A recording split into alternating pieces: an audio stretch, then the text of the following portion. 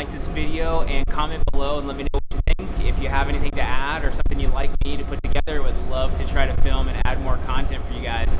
Today I wanted to talk a little bit about gratitude. It's something that I think is more powerful than we give it credit for, and I'd love to share my gratitude story with you.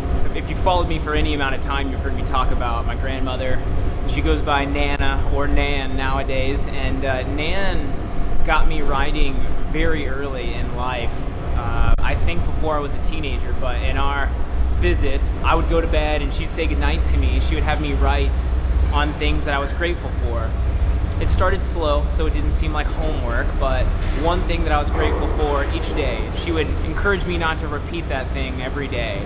And then the challenge, after my visit and I went home would be for a month. Can I not repeat things for a month? And then she started having me write one thing and a reason why. Why am I grateful for that? So it really got me starting to self-assess and reflect on that decision, what I'm grateful for. It's something that I still practice. I'm 33 years old now. And the point of that is to ground you back at your foundation of the life that you're living, how fortunate you are, and no matter what position you're in, to recognize that it could be worse. And I hate, how there is now a thing called toxic positivity, but it is so valuable to utilize gratitude as a good factory reset for yourself and your mentality. Being able to use gratitude so you don't feel so stressed out and overwhelmed. Remember, busyness is a choice. So if we can still comment and say, oh, I'm so stressed out with my job, or if our attitude is short and coarse, we want to recognize that. There's no reason to complain about missing a workout or waiting too long in line with your barista or at the grocery store, or just feeling that there's too much going on, because remember, we are healthy.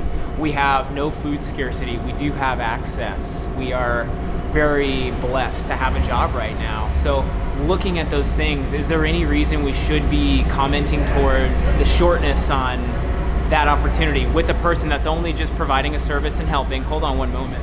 We are about to unload this thing. We had to unload the boat quickly after the announcements. I had way less time than I thought.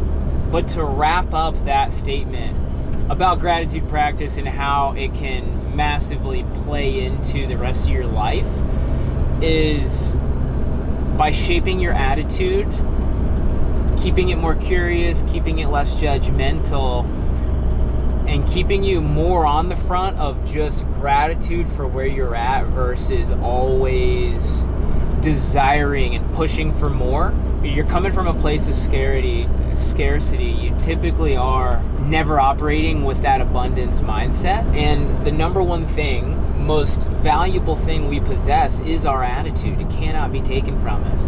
And if we're operating with a better attitude, that is quite the service to bring to the world versus bringing negativity or anything else. The attitude cannot be taken from you. And it's something that I write in a lot of cards when I am hearing from friends and I want to encourage them and they're not where they'd like to be. I always put in there as like a closing thought is spread the spirit that you live. If you're speaking negativity and there is complaint or lack of optimism in your life, it is very easy to spread that, and it's very contagious. You want to surround yourself not with that, and that is not the energy you want to put out there. I'm going to close there. Taking a turn. I'm almost out to Port Angeles. I'm really stoked on this topic because it is something that's dear to me. What Nan inspired in me throughout my years, my early years, and then on to later life where I've really expanded my writing. In fact, I'm going to put I'll put the document below so you guys can have it as a bunch of writing stimps. It's about 1 month's worth of writing stimps, all things that I've learned from my grandmother that I love to promote people's growth, self-assessment, personal reflection.